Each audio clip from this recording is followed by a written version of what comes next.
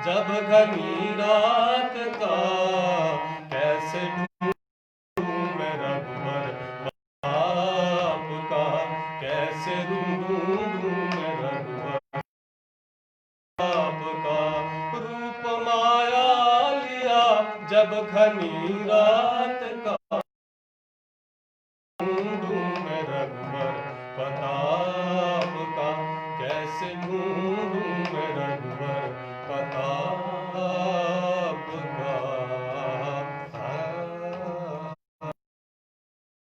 सच्चिदानंद भगवान की जय, सद्गुरुदेव महाराज।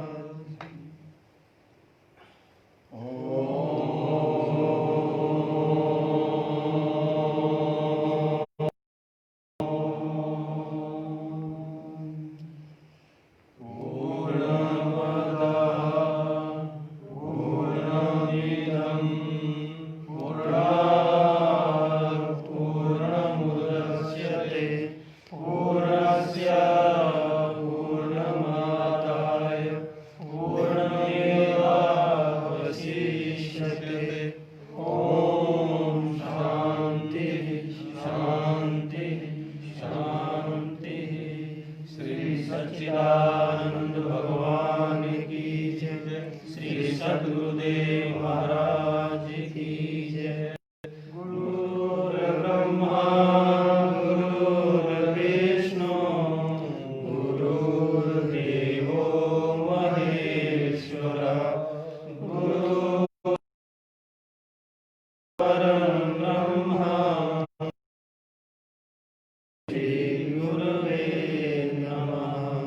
वेद वेदांत सन्निष्ठं श्रोत्रियं बोधरूपिणं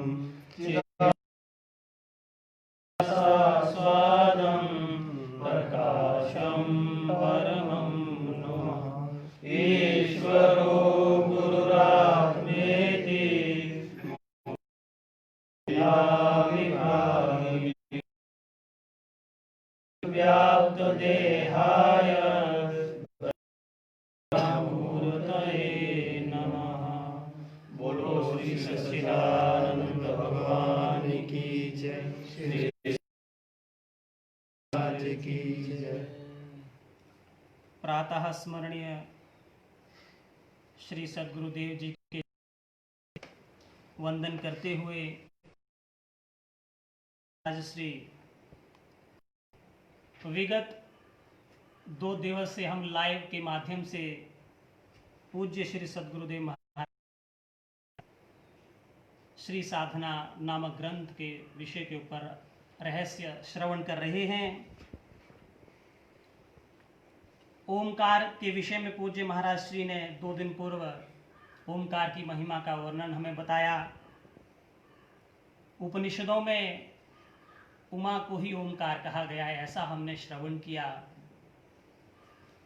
उसके अगले दिन पूज्य महाराज श्री से हमने 3 प्रकार की गतियों, ऊर्ध्व गति, मध्यम गति व अधम गति, जिसको निम्न गति भी कहते हैं, इस विषय पर हमने श्रवण किया। पंडित कविराज जी ने जिनको देवयान और चंद्रयान गति के माध्यम से समझाया था, पूज्य स्वामी जी ने हमें बहुत सरलता के साथ उस सत्संग हमें श्रवण करवाया। तो आज जिस विषय को हम पूज्य स्वामी जी से श्रवण करेंगे कि गति किस प्रकार से स्थिति बनती है, जो आज का हमारा विषय है, गति स्थिति। एक ऐसी अवस्था है जिसमें ऊर्ध्व गति नहीं रहती, वही है गतिहीन स्थिति की अवस्था। यह सभी की नहीं होती। जिन्हें ऊर्ध्व गति होती है उन्हें यह अवस्था होती है। इस अवस्था के होने के बाद परमात्मा या परमेश्वर के स्वरूप में योग होता है। भक्त योगी आदि ऐसी गति प्राप्त करते हैं। अगर ज्ञान का पूर्ण विकास हो जाए तो ऐसे सिद्धांत हैं जिनके विकास के कारण आवश्यक नहीं होती।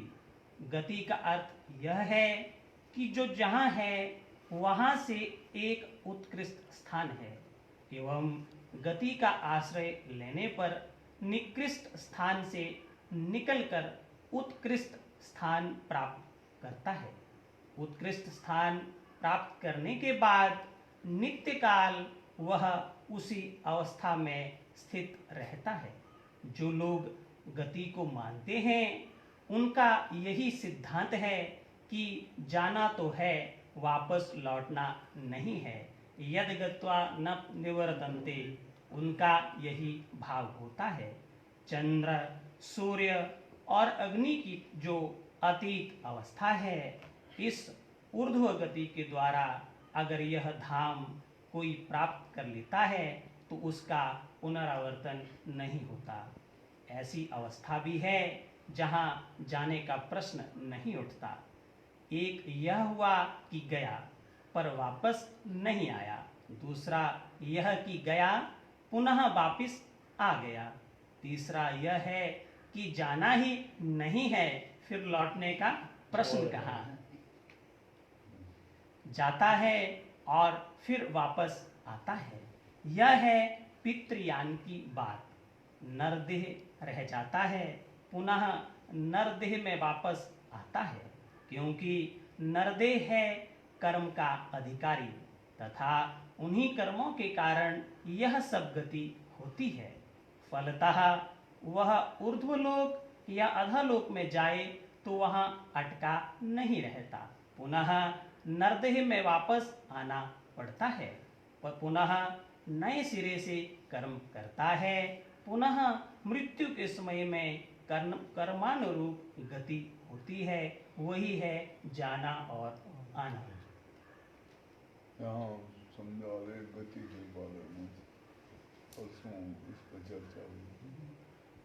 3 गतियों का वर्णन है, उसमें एक गति का वर्णन नहीं है वैसे, उसको अधोगति कहते हैं। 2 का वर्णन है, एक ऊर्ध्व गति है, एक मध्यम गति है। मध्यम गति उसको चंद्रयान मार्ग कहते हैं, पितृयान भी कहते हैं। वो मध्यम गति मानी जाती है, उसमें जाना होता है शरीर का। कौन जाता है? हमारा जो स्थूल शरीर है ये तो जड़ है, ये तो कहीं नहीं जाता, इसको यहीं फूंक देते हैं या दबा देते हैं, ये निर्जीव है। इसके अंदर दूसरे शरीर है, उसको हम सूक्ष्म शरीर कहते हैं।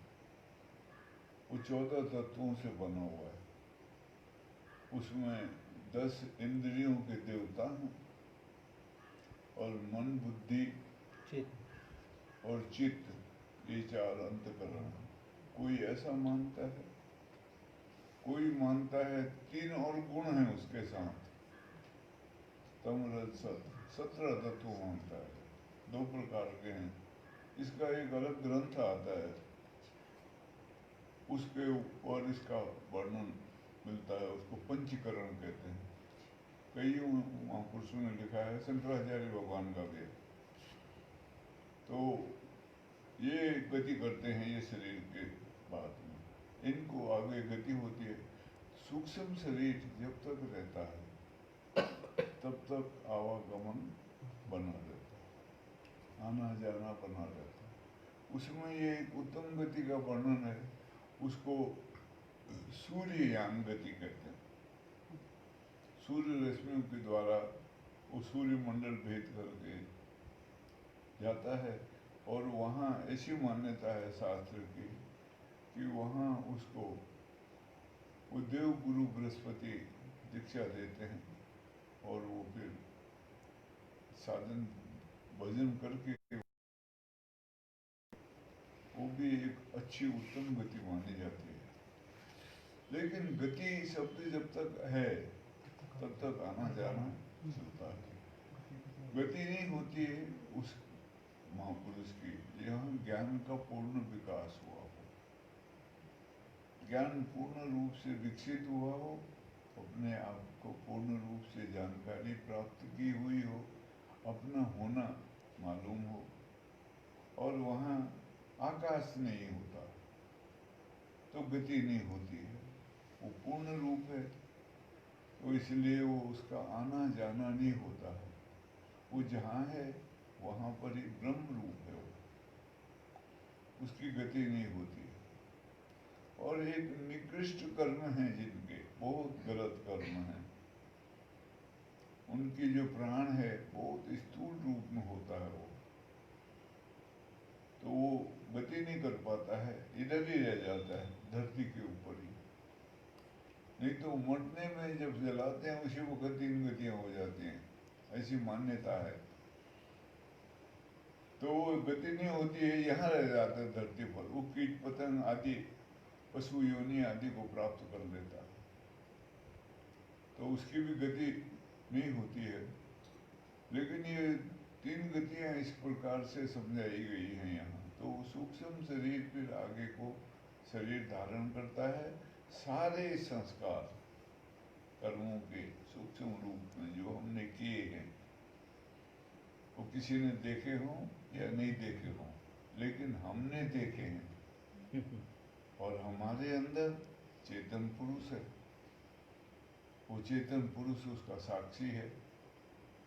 हर कार्य के लिए वो जानता है कैसे किए हैं हमने, तो वो वहाँ उसके अनुसार उसको आगे को योनि प्राप्त होती है।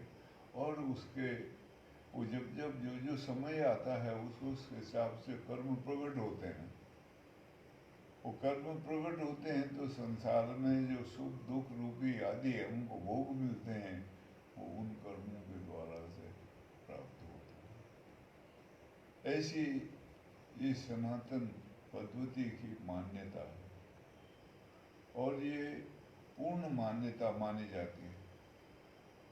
ये बहुत से और भी धर्म हैं संसार में, उनमें इतना चर्चा नहीं है इसमें, क्योंकि यहाँ संत महात्मा बहुत हुए हैं, उनकी खोज बहुत ज़्यादा रही है, तो इसलिए इसकी यहाँ ज़्यादा चर्चा होती है।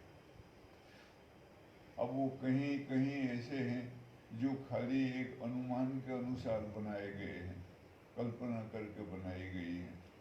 अब जैसे इस्लाम में है, अब इसमें जो वो चढ़ाते हैं मुल्ला मौलवी, बहुत से बंधन है वहाँ इस्लाम में। अब जैसे उनका ग्रंथ है कुरान शरीफ, उसको पढ़ना चाहिए, सबने सुनना चाहिए, लेकिन नहीं, उनके यहाँ बंदिश है वो, उसको कोई जोर से नहीं बोल सकता, वो अपना बैठ के पढ़े गुनगुनाए जो मर्जी करे, उसे दूसरों को नहीं सुना सकता है, बंदिश है वो धर्म की उनकी। और उसको तुम कहोगे हमने मानते, तुमको मार देंगे वो, इतना कट्टरता है उसमें, तो उनको पता कुछ नहीं हुआ। अब वो जो मुल्ला पढ़ेगा, जो जानता है, मौलवी जिसको कहते हैं, वो जो पढ़ता है, वो जो बोलता है, उसी को सब विश्वास मानेंगे, क्योंकि अपना तो पढ़ा ही नहीं उन्होंने, अपना तो जानते ही नहीं। तो इसलिए वो कहेंगे फिर जो जिहाद करता है धर्म के नाम पर, कौम के नाम पर, मर जाता है, मार देता है दूसरे को, वो जन्नत जाता है। जन्नत कहते हैं वो स्वर्ग, वहाँ 72 हूरें हैं, कल ही आ रहा था उसमें टीवी में, 72 हूरें हैं, वो हूरें उनको ले जाती हैं, वहाँ दारू की दरिया बह रही है, और बहुत अच्छी किस्म का दारू है। ऐसे ऐसे वो समझाते हैं, वो बोलते हैं, उसी पर विश्वास करते हैं, और वो ये काम करते हैं। वो जड़ता जीवन में अधिक है, तो वो इसलिए मरने मारने को तैयार हो जाते हैं। अब इतने खबरें आती हैं, सुनते हैं, तो उस समय वो आत्महत्या करके मर जाते हैं। और वो अपने आप को ऐसे नहीं मरते, वैसे किसी को मार के मरेंगे, जिहाद कहते हैं उसको, धर्म का नाम है वो उनके, ऐसी कल्पना है उनकी। ऐसे ईसाई मत है, उसकी अपनी कल्पना है, वो तो कहते हैं भगवान है, उनके भी 3 भगवान होते हैं। जैसे हमारे यहाँ ब्रह्मा विष्णु महेश होते हैं, उसे उनका एक गॉड होता है, गॉड शब्द से इस्तेमाल करते हैं उसको। दूसरा एक गॉड सन होता है, गॉड सन, भगवान का बेटा, गॉड सन कहते हैं उसको, क्राइस्ट को कहते हैं गॉड सन था जो उनके प्रचारक हुए हैं, जिन्होंने ईसाई मत का प्रचार किया है। ये फिर ऐसे एक एक आदमी के विचारों के अनुसार फिरके बन जाते हैं, फिर उसको हम धर्म कहते हैं। ये सब धर्म का रूप। जब फिर एक उसका होता है, उसको होली घोस्ट कहते हैं, होली घोस्ट। इसलिए वो ऐसा करेंगे।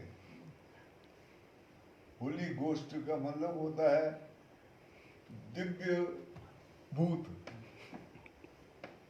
घोस्ट लोग उसको देवता कहते हैं। वहाँ भी वो 3 रूप होते हैं, लेकिन वो मरने के बाद वो कहते हैं जो अच्छे कर्म करते हैं उनको होली घोस्ट ले जाते हैं। हमारे यहाँ उसको धर्मराज कहते हैं। और जो बहुत पवित्र होते हैं, संत की डिग्री मिलती है वहाँ। संत कोई हो नहीं सकता है जन्म से, डिग्री मिलेगी बाद में। वो डिग्री देगा पोप, वो उनका धर्म गुरु है। जैसे हमारे यहाँ शंकराचार्य महाराज, उनके यहाँ एक होता है, वो पोप कहते हैं उसको।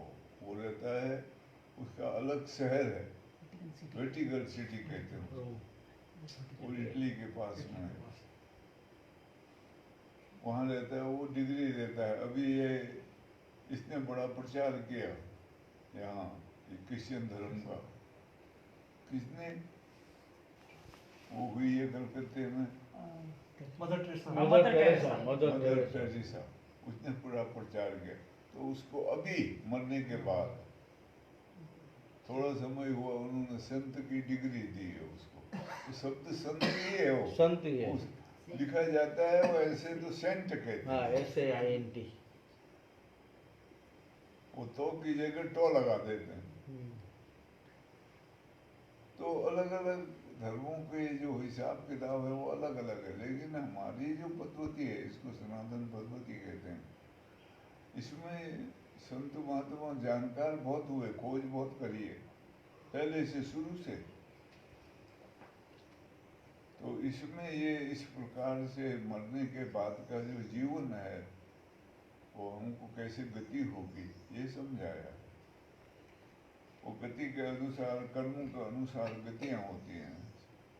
अगर अच्छे कर्म हैं, शुद्ध कर्म हैं, तो हमारी मध्यम गति होगी। अगर ज्ञान युक्त कर्म हैं, कर्म भी किए हैं शुभ कर्म, उसके साथ में ज्ञान भी हमको था, जानकारी भी थी, कर्ता कौन है इसका पता था, उसके लिए फिर उत्तम गति है।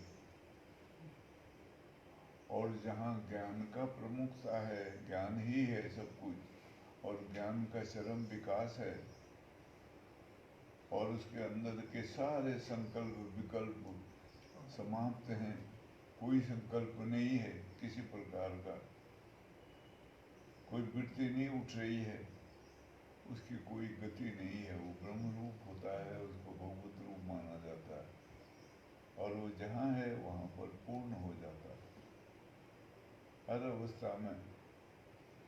इसलिए संतों ने कहा है, जीवत जानो जीवत बूझो, जीवत मुक्ति निवासा, मरे मुक्ति कहें गुरु लोगी, झूठा दें विश्वासा। जिंदे ही है ये सब कुछ जानना और समझना, इसी से सब समझ आ जाएगा।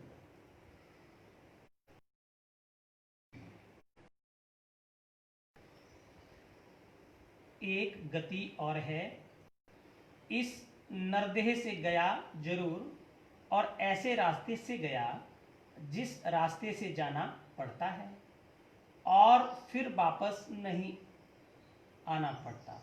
यद गत्वा न निवर्तन्ते तद धाम परमं मम, यही उस भाव की बात है। यह किस समय होता है? क्या यह केवल कर्म के द्वारा होता है? नहीं, कर्म के द्वारा नहीं। विशुद्धतम होता है? नहीं, विशुद्ध ज्ञान कहती। आखिर वह अवस्था उपासकों के लिए है। ब्रह्म उपासना के जरिए जो लोग ऊर्ध्व गति प्राप्त करते हैं वे लोग वापस नहीं लौटते। वहां जाने के कारण भगवान के साथ जुड़ जाते हैं और जब उनसे जुड़ जाते हैं तब वापस नहीं आते। उनके लिए वापस लौटने का प्रश्न ही नहीं उठता। आएंगे ही क्यों?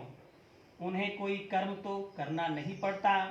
यहाँ यह सवाल उठ सकता है कि कर्म नहीं है तो जाते कैसे हैं? जब जाते हैं तब जरा कर्म था। ज्ञान कर्म समुच्चय होता है ना, थोड़ा कर्म वहाँ था। फलतः उस उपासना के कारण ऊर्ध्व गति होती है। उसी वजह से परम धाम में स्थिति हो जाती है। अगर यह शरीर रहते कर्म संपूर्ण रूप से लोप हो जाए, कर्म का जरा भी लेश न रहे, जो संभव है ऐसा मत है, तो ऐसी स्थिति में गति क्यों रहेगी? ऊर्ध्व गति का प्रश्न ही नहीं, वापस लौटने का प्रश्न यहाँ नहीं है, क्योंकि जाने पर वापस आएगा ही। कोई कहीं भी रहे वह उसी अवस्था में स्वरूप में स्थित हो जाएगा। स्वरूप सर्वत्र है। स्वरूप ऐसा नहीं होता कि अन्यत्र जाकर स्वरूप प्राप्त करता है। फलतः वहाँ से स्वरूप प्राप्ति के लिए अन्यत्र जाने की आवश्यकता नहीं है। सवाल कर सकते हैं कि जो लोग जाते हैं उनका अपराध, वे लोग स्वरूप पाते नहीं। चूंकि वे पाते नहीं इसलिए उन्हें निकृष्ट स्थान त्याग करना पड़ता है और तब उत्कृष्ट स्थान में जाकर स्थित होते हैं। लेकिन जिन लोगों को यही परम स्थिति, अगर विशुद्धतम ज्ञान उन्हें हो जाता है तो जाएंगे कहाँ? मैं वहीं जाऊंगा जहाँ उत्कृष्ट स्थान है। लेकिन उत्कृष्ट निकृष्ट का जहाँ प्रश्न नहीं है, जहाँ छोटे बड़े का प्रश्न नहीं है, सभी वस्तुएं शुद्ध हैं। शुद्ध ब्रह्म समभाव में सर्वत्र विराजमान या मौजूद है। इस ज्ञान का प्रकाश अगर हो जाए तो वह कहाँ जाएगा? उसके लिए जाने की कोई जगह ही नहीं है। फलतः उसके लिए किसी गति की जरूरत नहीं होती। फिर भी 3 प्रकार की अवस्थाएं हैं, जाना और आना। दूसरा जाना तो पर आना नहीं, तीसरा जाना भी नहीं और आना भी नहीं। यही है गति स्थिति का असली रहस्य। यहाँ वो पूछा प्रश्न कि किसकी गति होती है उत्तम गति, तो वो उपासना का वर्णन दिया है। यहाँ हमारे जो वेद हैं उसमें 3 विभाग हैं। एक विभाग कर्म का है, पहला विभाग, और सबसे बड़ा विभाग है वो कर्म का। 80,000 श्लोक हैं उसके कर्म के। दूसरा विभाग है उपासना का, उसके 16,000 श्लोक हैं। और तीसरा विभाग है ज्ञान का, उसके सिर्फ 4,000 श्लोक हैं। तो कर्म से अंतकरण शुद्ध होता है।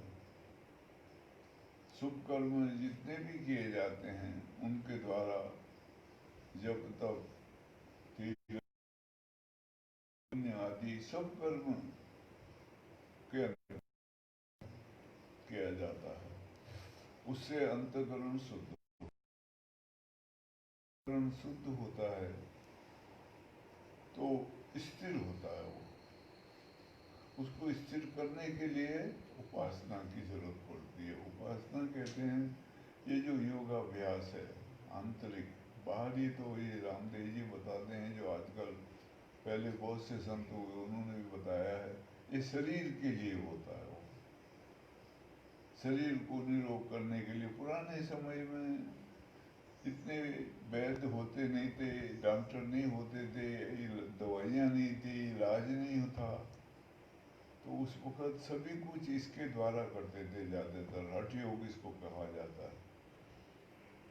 इसमें लगते थे सब लोग ताकि शरीर हमारा स्वस्थ रहे। यहाँ पर एक उनका शरीर छूट गया, आप लोग जानते होंगे उनको थे शेष राम नाम का उनका। वो सुबह पहले पहले वो भजन पाठ करते थे। आर्य समाज से यहाँ स्कूल से रिटायर हुए थे वो। अभी वो स्थान है उनका वहाँ पर, अभी शायद उसको कोई डेवलप कर रहे हैं। वो सुबह उठ करके भजन पाठ करते थे, फिर उसके बाद वो आसन वगैरह करते थे बहुत ज़्यादा, 1-1.5-2 घंटे तक करते रहते थे। और बड़ी उम्र में यहाँ शरीर छूटा उनका, यहाँ मास्टर थे वो पहले। तो ऐसे बहुत से होते हैं साधु संत, वो कोई दवाई आदि का इस्तेमाल नहीं करते हैं, ये योगा के द्वारा शरीर को स्वस्थ रखते हैं। इसमें आगे चल के धीरे धीरे प्राणायाम वगैरह के द्वारा आगे जाएं तो शरीर को बलिष्ठ बनाने का भी साधन है, स्वस्थ और बलिष्ठ होता है। तो उस टाइम ये शारीरिक क्रियाएं का महत्व था। आज ये रामदेव जी बताते हैं, ये सब कुछ समझाते हैं, लेकिन इसमें एक बड़ी भारी कमी होती है। ये आगे चल करके ये छूटना मुश्किल हो जाता है। मेरे को बहुत मुश्किल पड़ी छोड़ना इसको, और पेट बहुत खराब रहने लगा बाद में। वो ऐसी कुछ क्रियाएं हैं इसमें, उसको कुंजल कहते हैं। सवेरे सवेरे पानी पीना होता है, 2-2.5 किलो कोसा पानी, उसमें थोड़ा नमक और आधा नींबू निचोड़ के पीते हैं उसको 4 बजे सुबह उठ के। उससे पेट बहुत साफ होता है। लेकिन बाद में अगर वो नहीं करा तो कब्ज हो जाती है, फिर वो छोड़ना मुश्किल होता है। और दूसरी बात क्या है, शरीर भाव गहरा हो जाता है। वो अपने को वैसे ही, हम होते तो नहीं हैं शरीर में, लेकिन अपने को शरीर मानते हैं ज़्यादातर, और शरीर भाव छूटता नहीं है। और आगे बढ़ने के लिए, परमार्थ चिंतन के लिए शरीर भाव को छूटना बहुत ज़रूरी है। तो इसमें भी थोड़ी सी ये कमी आ जाती है। इसलिए ज्ञान के साथ संबंध रखा था इसको पुराने समय में ऋषि मुनियों ने। अभी वो छूट छाट गया है समय के अनुसार। तो ये दूसरा है साधन, वो उपासना का। उपासना का मतलब होता है भगवान के नज़दीक जाना। उसमें गुरु के द्वारा हमको मार्गदर्शन मिलता है, उसका अभ्यास किया जाता है। उसमें 2 रूप हैं उपासना के, एक पर एक अपर। आंतरिक है और अपर उपासना बाहरी है। अपर उपासना में पूजा पाठ, माला फेरना और वगैरह, ये बाहरी, ये हठ योग वगैरह, ये प्राणायाम वगैरह, ये सब अपर उपासना में आते हैं। पर उपासना में ध्यान होता है, अंतर में अपने ख्याल अंतर ले जाने होते हैं, लेकिन जरा मुश्किल होता है, हर एक के बस का नहीं होता है। वो समझ नहीं आती, नींद आ जाती है, अंतःकरण शुद्ध नहीं हो तो बहुत मुश्किल होगा। कई बार होता है ऐसा, नहीं हो पाता। वो कल आई थी डॉक्टर विजय, वो बोल रही थी बड़ा लंबे समय से उसको दीक्षा हुई है, लेकिन वो कहती होता नहीं है, मन ही नहीं लगता, बेचैनी आ जाती। ठीक बात है, वो ऐसा बेचैनी आ जाती है, कईयों को नींद आ जाती है, सो जाते हैं। तो ऐसी थोड़ी सी वो होता है, उसके लिए अंतःकरण शुद्ध होना बहुत जरूरी है, और वैराग होना मानसिक रूप में वो भी बहुत जरूरी है। बिन गुरु होई की ज्ञान, ज्ञान की हुई वैराग, वही वेद पुराण सुख की लहई, हरि भक्ति बिन। बिना गुरु के ज्ञान नहीं होता है, और ज्ञान का प्रकाश जीवन में नहीं उतरता है। जरूरी है। इसके लिए ये सत्संग आदि सदग्रंथों का पठन पाठन, संत महात्माओं के संग संगत उठना बैठना और जागरूक होकर के संसार को देखना, ये जरूरी है। तब यहाँ वो समझा रहे हैं, और दूसरा जो रूप है, कौन जाता है? जिसको ज्ञान है और उपासना कर रहा। भगवान गीता में समझाएंगे। वो अर्जुन ने प्रश्न किया, अगर मैं पहले से शरीर छूट गया मेरा तो उन्होंने कहा, श्रीमंतों के यहाँ तुम्हारा जन्म होगा, अच्छे घर में जन्म होगा, ताकि तुम्हारी आगे को लड़ी लगेगी। अब ये तो इतना सरल है नहीं काम। अपने अंतकरण को निर्विषय बनाना, निसंकल्प बनाना तो बहुत मेहनत का काम है। इसको पुरुषार्थ कहते हैं। इसमें जब बहुत गहरी जिसके अंदर रुचि होगी और संसार से बिल्कुल मोह उसका छिन जाएगा, वैराग हो जाएगा, तभी। इसलिए बहुत कम होते हैं साधु संत महात्मा जो जानकार। नाम होता है समय में, रामकृष्ण परमहंस का नाम चलता है, महर्षि रमन का नाम चलता है, उनके नाम से फिर स्थान बनते हैं। कम होते हैं ऐसे, इन्हें गिने होते हैं, नहीं होते हैं ऐसा नहीं है, कम होते हैं। ऐसे विचारधारा कम पैदा होती है, ये आगे को जुड़ती है बढ़िया एक दूसरे। इसलिए भगवान ने कहा है, बहुना जन्मना मनते ज्ञानवान न प्रपद्यते। बहुत जन्मों के बाद ज्ञानी जन मुझे जान पाते हैं। बहुना जन्मना मनते ज्ञानवान मां प्रपद्यते। वसुदेव सर्वमिति स महात्मा सुदुर्लभ। जो सब जगह भगवान का ही दर्शन करता है, ऐसा महात्मा मिलना मुश्किल है। गोस्वामी जी कहते हैं, निज प्रभुमय देखे जगत, तो काहू सम करे विरोध। कहाँ संसार दिखेगा हमको भगवानमय? कैसे दिखेगा? पहले खुद में जानना पड़ेगा। निज प्रभुमय, अपना जो भगवान है वो जाना जाएगा, तभी बाहर भी नजर आएगा। इसलिए वो रखा था, सब जगत क्या दृष्टि ज्ञान फिर तो अवश्य ब्रह्ममयी।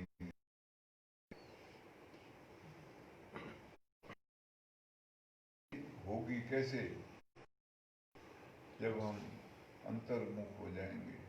नीचे वो श्लोक लिखा है, भगवान श्री कृष्ण अर्जुन को समझाते हैं, न तो माम शक्ति से दृष्टु मने नेव सचक्षुषा दिव्यम ददामि ते चक्षु पश्यमे योगमेश्वर। ऐसे जो तू देख रहा है, तुझे जो दिख रहा है, वो तेरा मेरा एक ही रूप है, माया के अंतर्गत आता है। वो अपने हाथ से तू भी है और मैं भी हूँ, उसमें कोई अंतर है नहीं। और ये नाश होगा, तेरा भी मेरा भी, एक ही है वो। लेकिन जो तू मेरा वास्तविक स्वरूप जानना है तुझे, तब फिर तेरे को एक दिव्य नेत्र प्रदान किया जाएगा।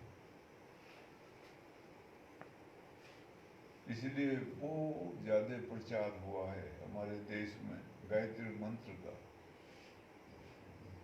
ये उसी नेत्र के बारे में समझाता है, बताती है।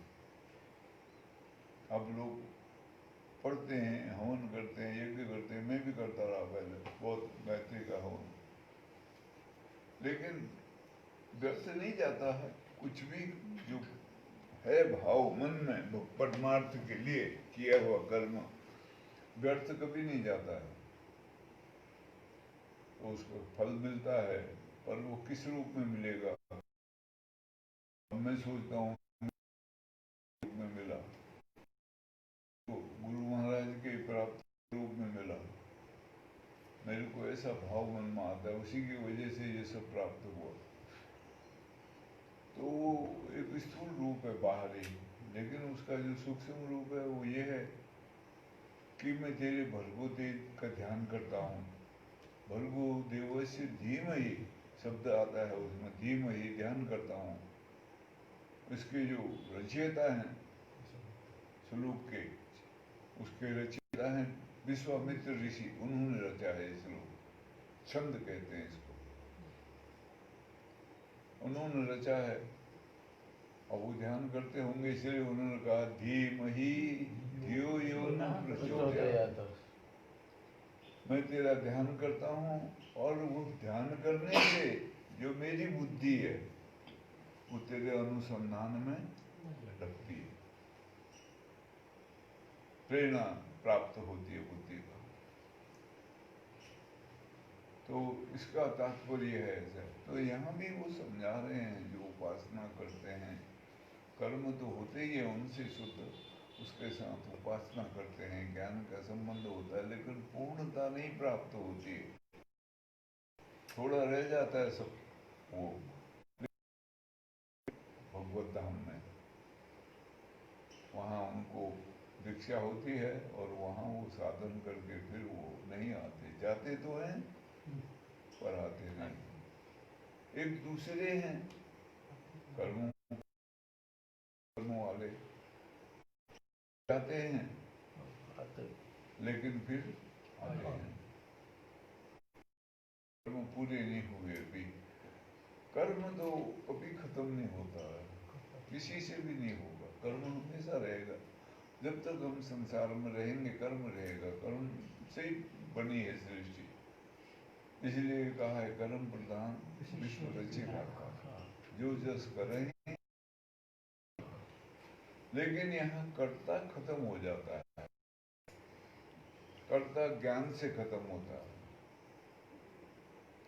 उसको समझाने के लिए थोड़ा सा अलग प्रकार से समझाया होता है, लेकिन वो कर्ता बगैर ज्ञान होता है, प्रकाश होता है जीवन में, तो कर्ता का पता लगता है कर्ता कौन है। तब फिर मैं कर्ता नहीं रहता हूँ, और जो वास्तविक सत्ता है वो एकस्ता का रूप में प्रकट होती है। तो फिर मैं अकर्ता हो जाता हूँ। बंदा तो निर्बंध रहे, निर्बंध बंधा होए, कर्म करे कर्ता नहीं, कर्म कहावे सोई। उसको कर्म कहा है, कर्ता नहीं होता उसका। तो कर्ता खत्म हो सकता है, कर्म नहीं होता है, तो वो फिर उनका जन्म होता है, क्योंकि कर्म की विशेषता है, कभी किसी से पूरा नहीं हुआ है संसार में। भोगे न भुक्त्वा वैमेव भुक्त्वा, कालो न यातो वैमेव याता, तृष्णा न जीर्णा वैमेव जीर्णा। हम खत्म हो जाते हैं, कर्म खत्म नहीं होता है कभी भी, कर्म बाकी रहता है। मरते वक्त देखोगे लोगों को बहुत ख्याल होता है मन में, ये रह गया वो रह गया, वो सब करने के लिए आते हैं। ये ऐसा है जैसे आज हम सो नींद आ गई, तो आज जो काम बाकी है कल के लिए, कल उठ के वो काम करेंगे। कहते हैं उसको मृत्यु को। महान निद्रा के बाद भी उठना होता है। जो कर्म जो बाकी रहे हैं पूरे करने, वो करना शुरू करते हैं, और ये कर्म कभी पूरे होते ही नहीं किसी के।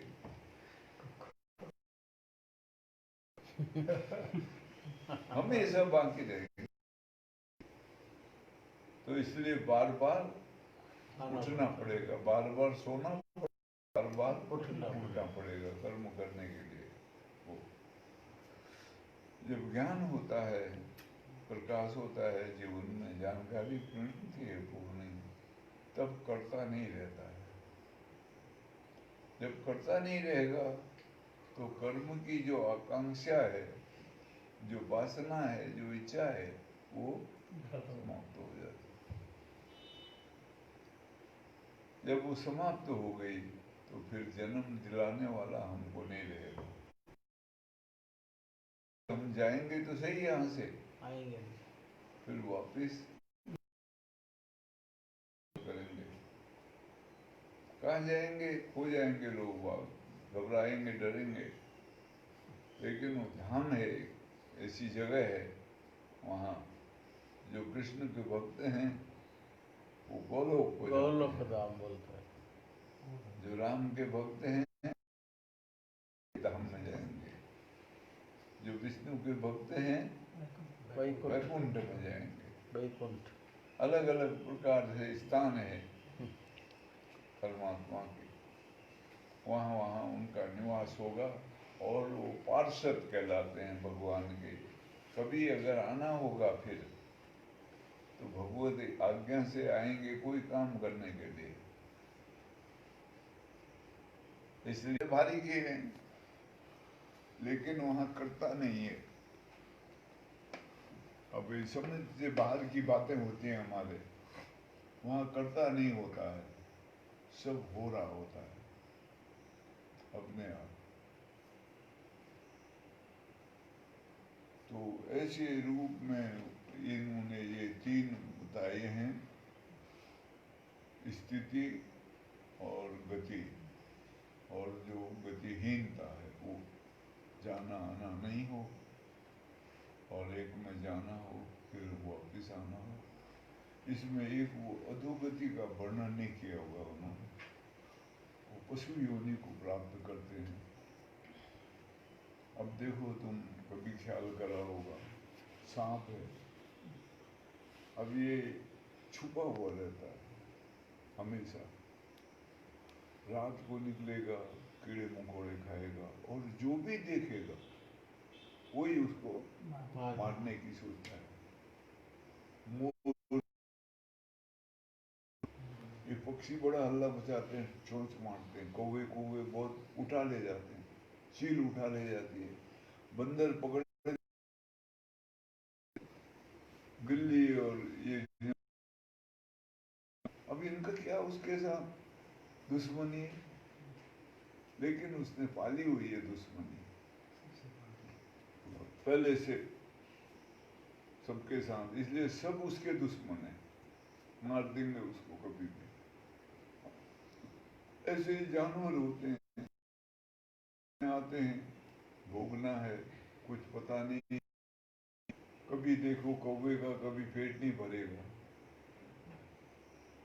जानवर कोई भी खा ले फिर भी खाता ही रहेगा, भोग योनि है, कर्म कुछ कर नहीं सकते हैं वो।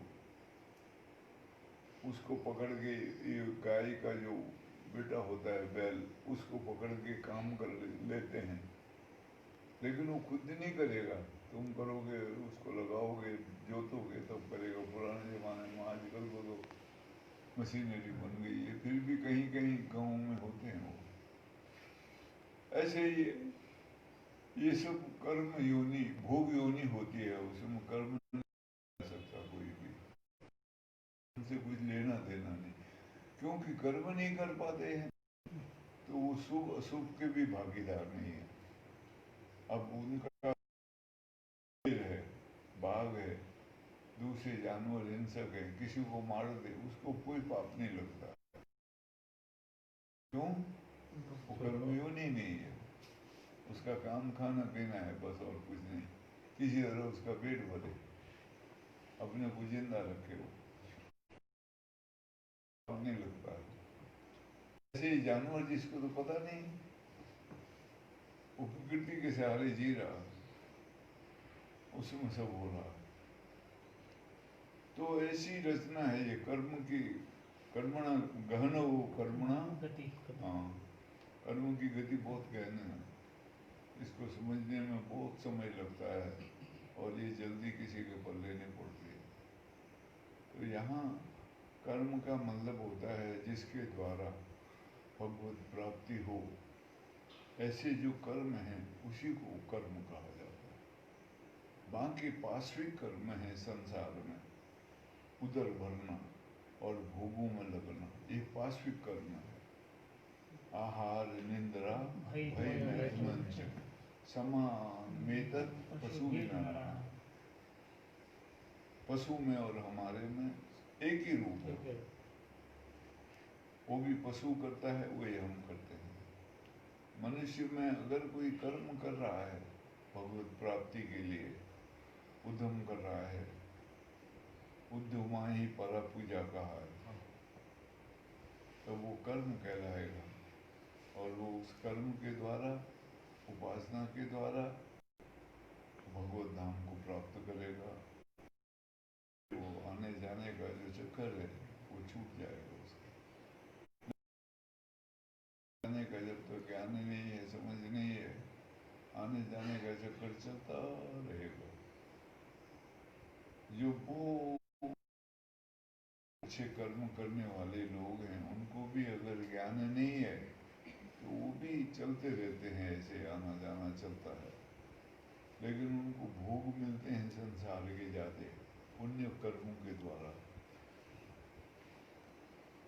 और जो पुण्य कर्म नहीं कर सकते हैं उनको संसार में दुख मिलता है। ऐसा ये है, सब कुछ संबंध हमसे ही, हम ही अपने भाग्य विधाता हैं। अपने आप संवार सकते हैं अपने को और बिगाड़ भी सकते हैं, अब जैसी हमारी मर्जी, बाकी हमारी मर्जी।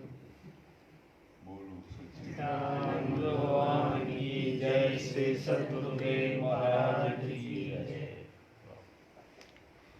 गहना कर्म। अच्छा, क्या है? तीर्थ तीर्थ कल कल प्रश्न होते महाराज।